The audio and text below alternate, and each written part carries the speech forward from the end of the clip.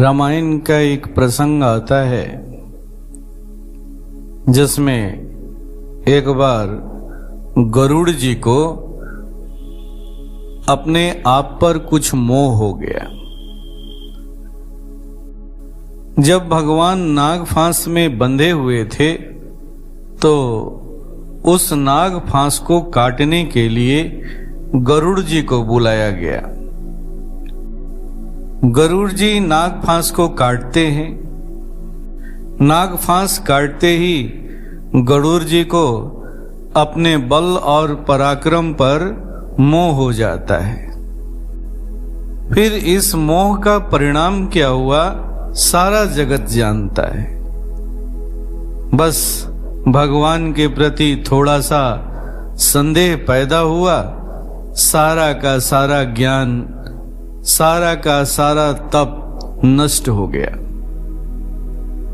जब उन्हें इसका ज्ञान हुआ तो वह अपने मोह के निवारण हेतु, समाधान हेतु नारद जी के पास पहुंचे, फिर ब्रह्मा जी के पास पहुंचे।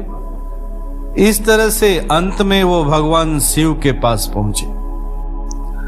भगवान शंकर ने समझाते हुए कहा, हे गरुड़ जी, आपका संदेह तभी मिटेगा जब आप किसी भक्त के शरण में जाएंगे।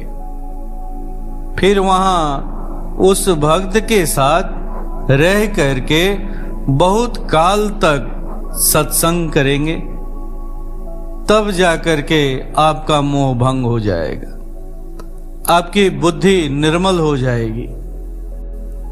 इस तरह से गरुड़ जी काकभुसुंडी जी के यहाँ आश्रम पर पहुंच जाते हैं। इस तरह से भगवान शिव उन्हें काकभुसुंडी जी के आश्रम पर भेज देते हैं। खग जाने खग की भाषा। गरुड़ जी जैसे ही आश्रम पर जाते हैं उनकी दशा बदल जाती है। कहने लगते हैं, हे तात, आपके आश्रम पर आते ही, आपके दर्शन करते ही मेरा मोह जो है ना वह दूर होने लगा है। मेरा सारा संशय मिटने लगा है। जिस मोह को, जिस संशय को भगवान नारद नहीं मिटा सके, ब्रह्मा नहीं मिटा सके, शिव नहीं मिटा सके, वो मोह या वो भ्रम काकभुसुंडी जी के आश्रम को देखते ही मिटने लगता है। यह है एक संत के दर्शन का प्रभाव, एक गुरु आश्रम के दर्शन का प्रभाव। यही बात तो समझना है। यही बात समझने के लिए गरुड़ जी काकभुसुंडी जी से इसके संबंध में पूछते हैं और गरुड़ जी उसका उत्तर देते हुए कहते हैं, यह मेरा प्रभाव नहीं है, यह तो मेरे गुरु का प्रभाव है, उनकी कृपा का फल है। भला मुझ में ऐसा सामर्थ्य कहां है? यह है एक भक्त का हृदय। जो भक्त होता है ना, वह सदा सदा से अपने गुरु के प्रति कृतज्ञ होता है। जब गरुड़ जी बार बार आग्रह करने लगे तब काकभुसुंडी जी ने गरुड़ जी को भक्ति के संबंध में, ज्ञान के संबंध में और भक्ति और ज्ञान को प्राप्त करने के लिए उसके साधना के संबंध में चर्चा करने लगे, संदेश देने लगे। फिर आगे काकभुसुंडी जी अपने संबंध में बताते हुए कहते हैं, हे गरुड़ जी, मैं तो बहुत बड़ा अज्ञानी था। मेरे अंदर भी भक्ति का अभिमान था। एक दिन मैंने अपने भक्ति के अभिमान में अपने गुरुजी का ही अपमान कर बैठा। गुरुजी का अपमान देकर के भगवान शिव मेरे ऊपर कुपित हो गए और उन्होंने मुझे श्राप दे दिया। लेकिन उसी क्षण मेरे गुरुजी वहां आ गए। मेरे ऊपर शंकर जी द्वारा दिए गए श्राप के बात को जान करके वह तड़प उठे, भगवान से रो रो करके मेरे लिए प्रार्थना करने लगे। थोड़ी देर के बाद भगवान प्रसन्न हो गए। भगवान के प्रसन्न होते ही मेरे गुरुजी मेरे लिए प्रार्थना करने लगे। मेरे अपराध को क्षमा करने के लिए क्षमा याचना मांगने लगे। ऐसे परम दीन दयाल थे मेरे गुरुजी। मेरे गुरुजी के बार बार मनाने पर भगवान शिव प्रसन्न हो गए और फिर उन्होंने मुझे क्षमा कर दिया। आज आप इस आश्रम में आकर के जिस प्रभाव का अनुभव कर रहे हैं वो प्रभाव मेरा प्रभाव नहीं है, बल्कि मेरे गुरुजी का प्रभाव है। मेरा रोम रोम मेरे गुरुजी के प्रति कृतज्ञ है। रामायण का ये प्रसंग गुरु के प्रति अवैतिकी कृपा से परिचय कराता है। गुरु कैसे कृपा करते हैं ये बात समझ में आती है। लोग न जाने गुरु के इस कृपा को कैसे भूल जाते हैं। आपका जीवन कैसा था और गुरुजी ने आपके जीवन को कैसा बना दिया, आपको क्या से क्या बना दिया, कहां से कहां पहुंचा दिया, इस बात को भूल जाते हैं। इस बात को याद रखना ही तो भक्ति है। तभी तो काकभूषुंडी जी कहते हैं, मुझे तो हमेशा से अपने गुरु की अहेतुकी कृपा ही याद रहती है। इस बात को मैं कभी भी भूल नहीं पाता हूं। मैं अपने भक्ति के अभिमान में न जाने कैसे गुरु के कोमल और सुशील करुण स्वभाव को भूल बैठा था। मैं अज्ञानी अपने गुरु का अपमान कर बैठा था। यह बात मुझसे बिसरती नहीं है, बिसरती नहीं है।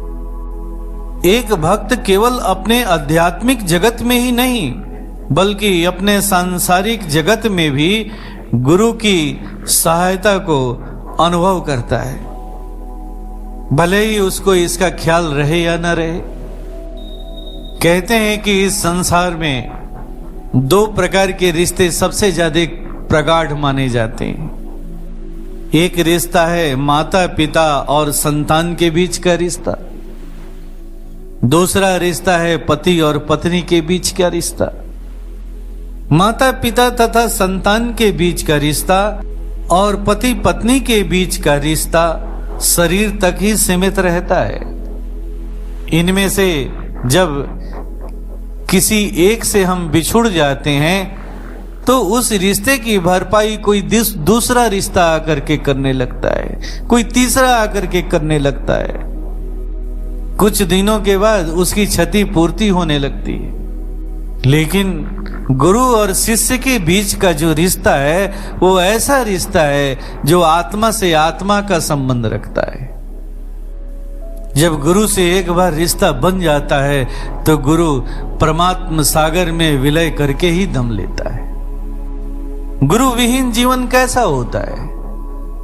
तो वो वर्षा की उस बूंद की तरह होता है जो मरुस्थल पर गिरता है, बालू के ढेर के ऊपर गिरता है, रोता है, तड़पता है, चीखता है और अपने संस्कारों को, अपने प्रारब्धों को दोष देता है और सूख जाता है।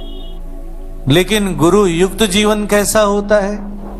तो वर्षा की उस बूंद की तरह होता है जो गुरु रूपी नदी में विसर्जित होता है, फिर उस गुरु के माध्यम से सागर में जाकर के मिल जाता है, अपने परम लक्ष्य को प्राप्त कर लेता है।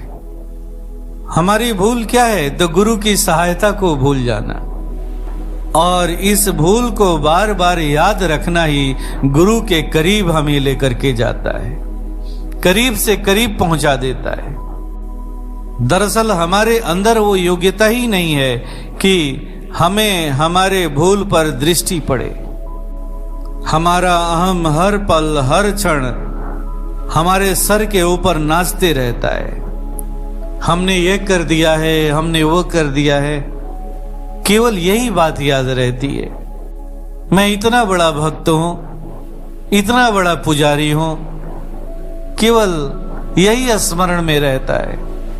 लेकिन हमारे बड़े से बड़े भूल के बाद भी हमारे गुरु ने हमारे लिए क्या किया, यह हमें याद नहीं रहता है।